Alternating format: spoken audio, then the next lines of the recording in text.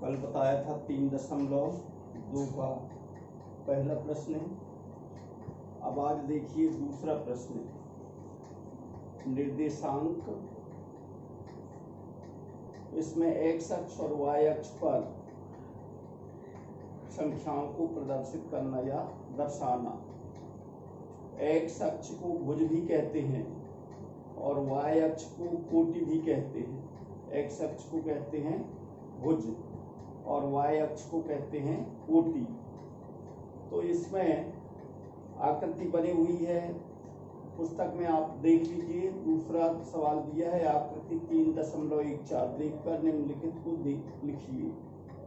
तो आकृति में हम देखते जाएंगे और इसका दूसरे सवाल में जो प्रश्न दिए हैं 1 2 3 4 5 6 7 8 तक, इनके उत्तर लिखते जाएंगे। हमें मालूम है कि निर्देशांक जो रहते हैं वो प्रथम चतुर्थांश, द्वितीय चतुर्थांश, तृतीय चतुर्थांश, चतुर्थ चतुर्थांश, ये 4 चतुर्थांश में विभाजित रहते हैं। तो इसमें चित्र में देखकर, संख्या देखकर बताना है कि किस बिंदु के निर्देशांक क्या हैं। तो दूसरे सवाल का पहला दिया हुआ है बी के निर्देशांक। आप पुस्तक में देखिए चित्र और उसके जो प्रश्न दिए हैं उनके उत्तर लिखिए। तो बी के निर्देशांक, बी बिंदु पर पहला जो आता है वो एक्स वाला अंक आता है और दूसरा आता है वाई वाला अंक। तो इसमें देखिए एक्स अक्ष पर ऋण 5 है, ऋण 5 और 2, इन दोनों बिंदुओं से मिलाने पर बी बनता है। तो ये हुआ बी के निर्देशांक ऋण 5 2। तो हम लिखेंगे बी के निर्देशांक ऋण 5 2। पहला बी के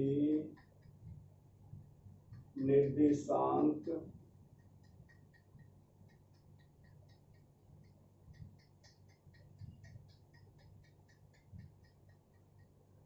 ऋण 5 2 है। ये कोष्ठक के अंदर लिखते हैं निर्देशांकों को। तो एक्स अक्ष का ऋण 5 और वाई अक्ष का 2, ऋण 5 2 ये निर्देशांक हो गए। फिर इसमें दिया है सी के निर्देशांक, दूसरे नंबर पर दिया है सी के निर्देशांक। सी के निर्देशांक आएंगे, सी पर देखिए सी कहाँ लिखा हुआ है, ये सी लिखा हुआ है। ये सी 5 को और ऋण 5 को जोड़ता है। तो 5 एक्स अक्ष का है और ऋण 5 वाई अक्ष का है। तो सी के निर्देशांक 5 ऋण 5 है।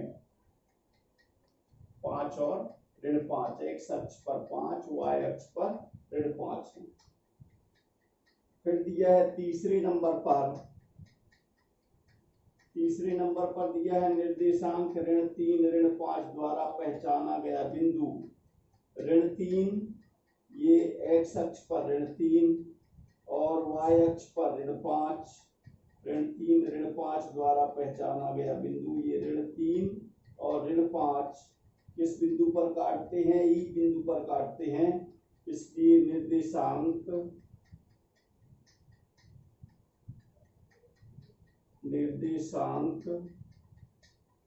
ऋण 3 ऋण 5 द्वारा पहचाना गया बिंदु,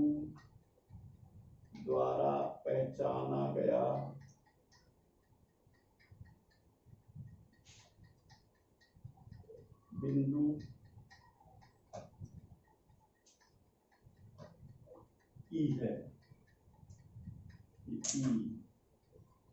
ई है। फिर नंबर 4 दिया हुआ है इसी का। नंबर 4 में लिखा हुआ है निर्देशांक 2 ऋण 4 द्वारा पहचाना गया बिंदु। तो देखिए निर्देशांक ऋण 2, एक्स अक्ष पर ऋण 2 एक्स अक्ष पर 2 दिया है तो एक्स अक्ष पर 2 और वाई अक्ष पर ऋण 4, तो 2 और ऋण 4 किस बिंदु पर काटते हैं? जी बिंदु पर, तो इनके द्वारा पहचाना गया बिंदु जी है।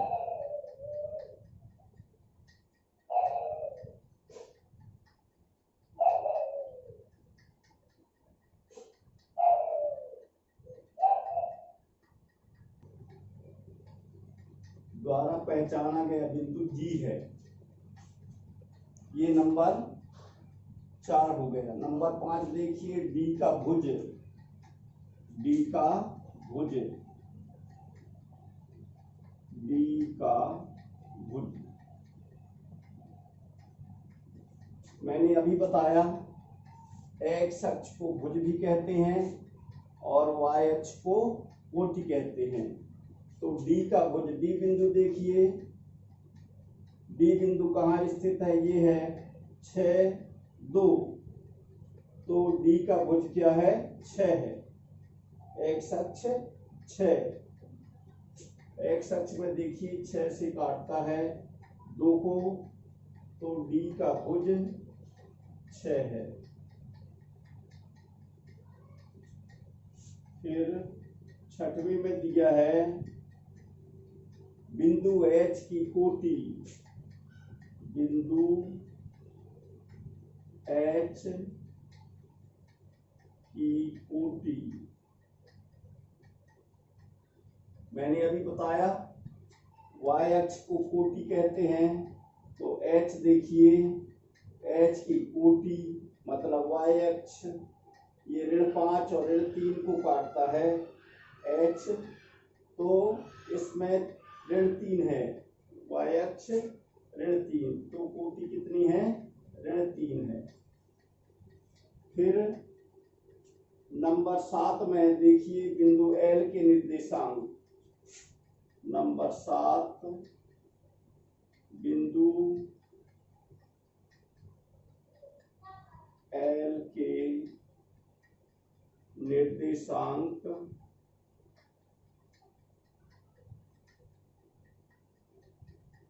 चित्र में देखिए बिंदु एल कहां पर स्थित है? एल ये 5 के सामने लिखा हुआ है। इसका मतलब है एक्स अक्ष 0 है और वाई अक्ष 5 है, तो एल के निर्देशांक क्या होंगे? 0, 5, 0, 5 है, क्योंकि केवल 5 पर एल लिखा हुआ है। फिर 8वां है, इसी का 8वें नंबर पर लिखा हुआ है बिंदु एम के निर्देशांक। बिंदु एम देखिए कहाँ लिखा हुआ है? एम के निर्देशांक ऋण 3, यहाँ ऋण 3 है और वाई अक्ष पर कुछ भी नहीं, तो एम के निर्देशांक ऋण 3, 0, एम के निर्देशांक, एम के निर्देशांक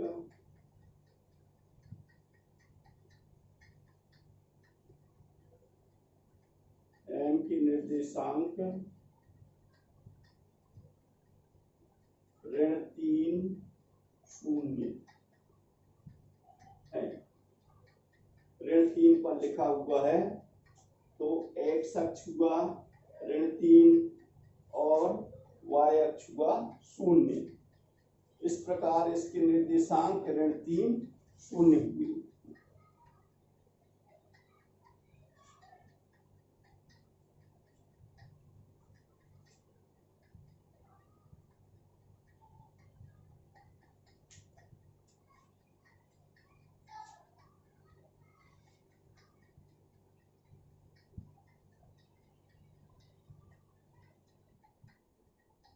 फिर देखिए आप लोग पुस्तक में जो दिए हुए हैं उदाहरण के सवाल, इनको आप लोग हल कर लेंगे। उदाहरण 1 दिया हुआ है, चित्र को देखकर जैसे मैंने अभी सवाल हल करवाया ऐसे आप लोग देखकर लिख लेंगे इनके उत्तर। फिर इसी प्रकार उदाहरण नंबर 3 दिया हुआ है, उदाहरण 3, उदाहरण 4, ये आप लोग हल कर लेंगे। मैं प्रश्नावली 3.3 का पहला प्रश्न बताता हूं। किस चतुर्थांश में या किस अक्ष पर बिंदु ऋण 2 4 3 ऋण 1 0 1 2 और ऋण 3 ऋण 5 स्थित हैं? काटी तल पर इनका स्थान निर्धारण करके अपने उत्तर सत्यापित कीजिए। ये दिया हुआ है। तो हम पहले ये बताएंगे कि कौन सा बिंदु किस चतुर्थांश पर है। आप लोगों को मैं बता चुका हूं, प्रथम चतुर्थांश, द्वितीय चतुर्थांश, तृतीय चतुर्थांश। ये एक्स अक्ष वाई अक्ष शून्य रहता है, X X dash Y Y dash, ये प्रथम चतुर्थांश रहता है, धन धन रहता है इसका निशान। और ये द्वितीय चतुर्थांश रहता है, इसमें रहता है ऋण धन। और ये तृतीय चतुर्थांश रहता है, इसमें रहता है ऋण ऋण। और ये चतुर्थ चतुर्थांश होता है, इसमें रहता है इसका अपोजिट धन ऋण, ऐसा। तो इसके अनुसार अपने को बताना है इस किस चतुर्थांश में है। तो प्रश्नावली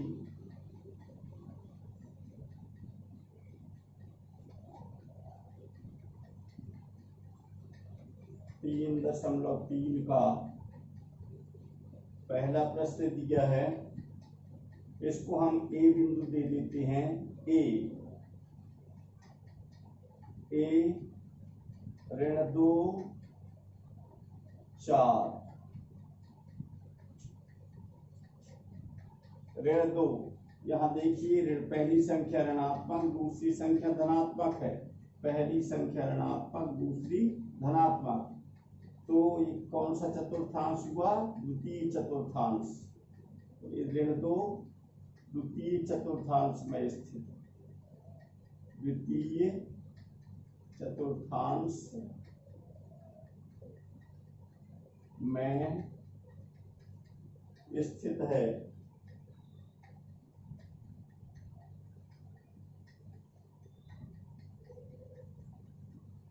दूसरा बिंदु हम बी दे देते हैं इसको, इसका नाम है बी 3 ऋण 1 3 ऋण 1।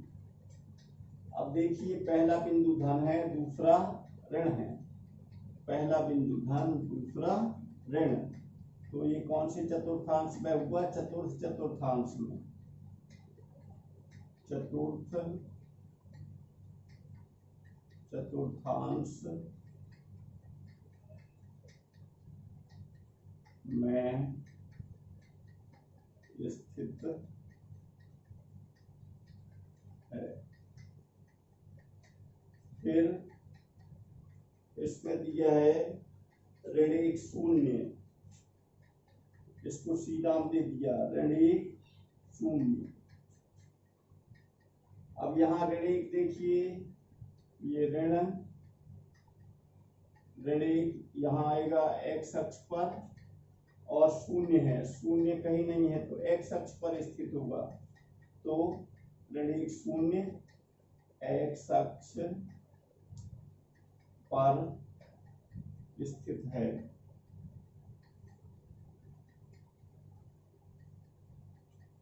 फिर डी बिंदु दिया है, डी में दिया है 1 2 1 2।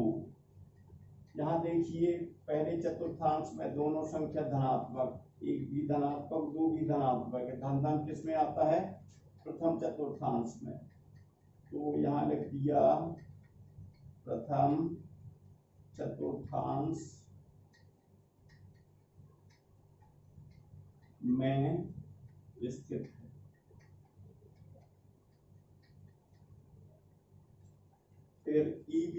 दिया है ई बिंदु ऋण 2 ऋण 3 ऋण 5 दिया है।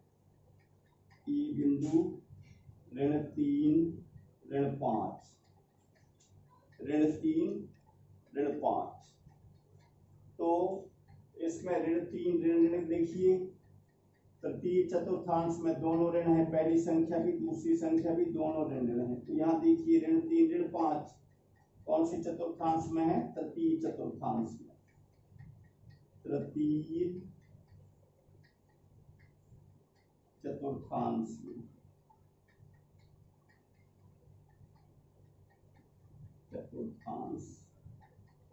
में स्थित है।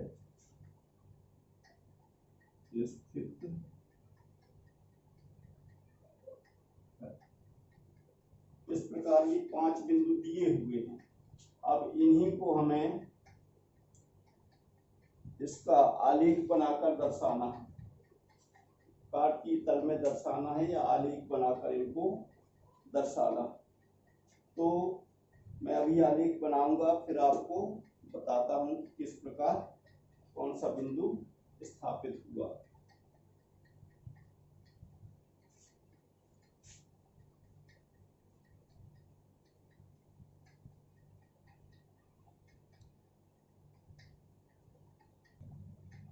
अब देखिए ये जो हमने अभी किस चतुर्थांश में है ये बिंदु, ये बताया।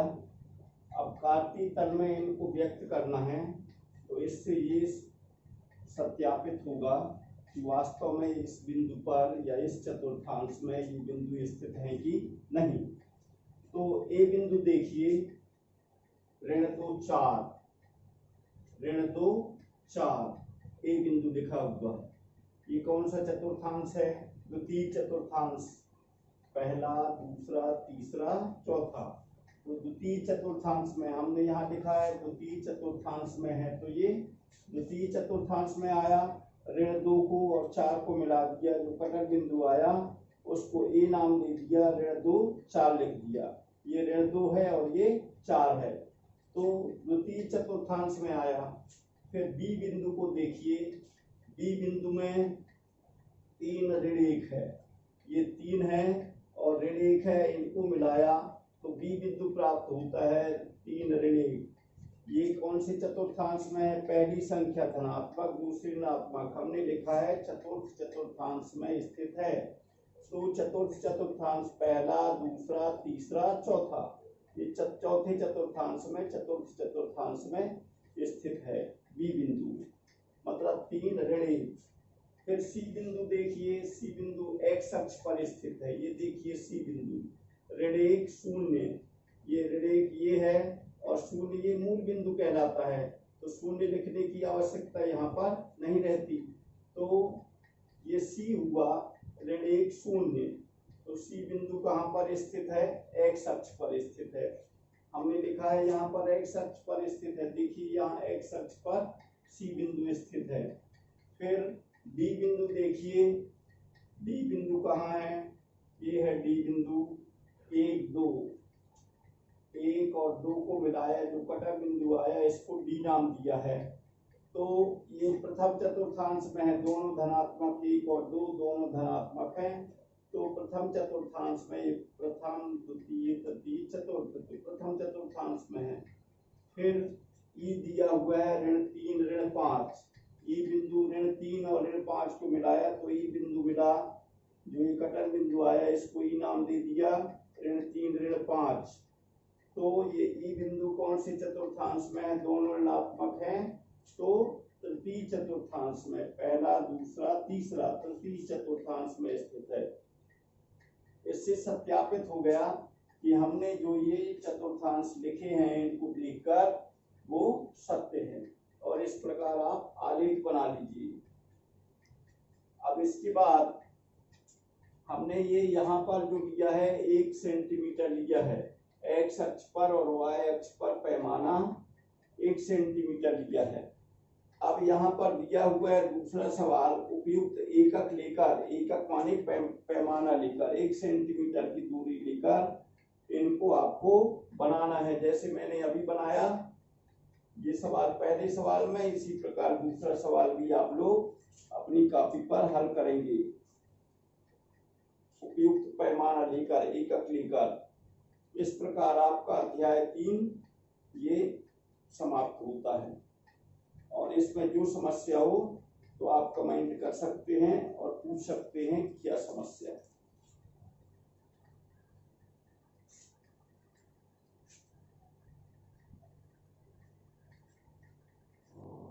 यदि आपको क्लास अच्छी लगती है तो ये 3 काम करें। नंबर 1 लाइक करें, नंबर 2 सब्सक्राइब करें, नंबर